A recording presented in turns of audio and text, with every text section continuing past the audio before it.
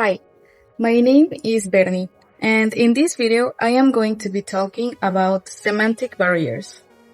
Semantic barriers are problems or difficulties that we face when we are trying to communicate.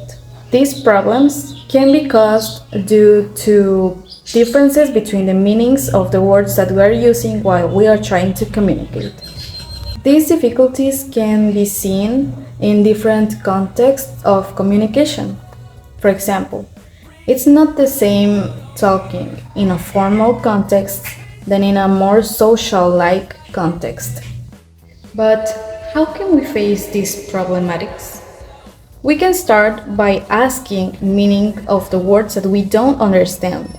This will help us clarify our ideas when we don't understand a meaning or a concept, or maybe even the usage of a word. We can also take into account the contexts in which we are trying to communicate.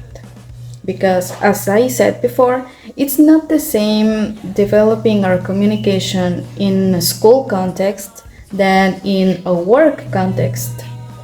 I would like to share with you an example of semantic barriers in a daily life situation. Sometimes semantic barriers can appear when we are at school, for example, and the teacher uses some technical language that we don't understand. What we must do is to ask the teacher what the meaning of the word that we don't know is. And even if we don't have the confidence with the teacher, we can also look for clarify meanings with our classmates. But this doesn't only happen in a school context. For example, if we are trying to communicate with a group of friends, the vocabulary that we use in that communication is totally different than the vocabulary that we use to communicate at school. We tend to use more colloquialisms or maybe slang words that these cannot be clear to all of the people in the group. But personally, I think that it's easier getting to know the meaning of a word in a social context than in a school context. And as a personal example of semantic barriers, I will add some of the technical words that maybe some teachers use during the class to teach.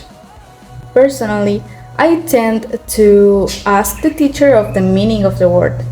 Or maybe if during the situation is not possible to ask the teacher, I would personally Google it, look for it through internet, and so I can clarify my doubts.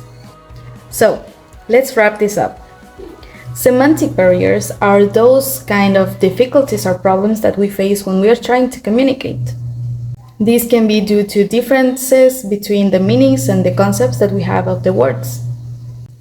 But this also can happen because of the context in which we are communicating. We must find some safe ways to clarify our doubts when we are trying to learn a new language. It is not impossible to know the meaning of a word. It just takes our initiative to find the meanings, to clarify our minds. And that's it. I hope that visualizing semantic barriers could be helpful for us as students to learn new meanings and how to face these difficulties of semantic barriers in our daily life. My name is Bernie and I hope to see you in the next video.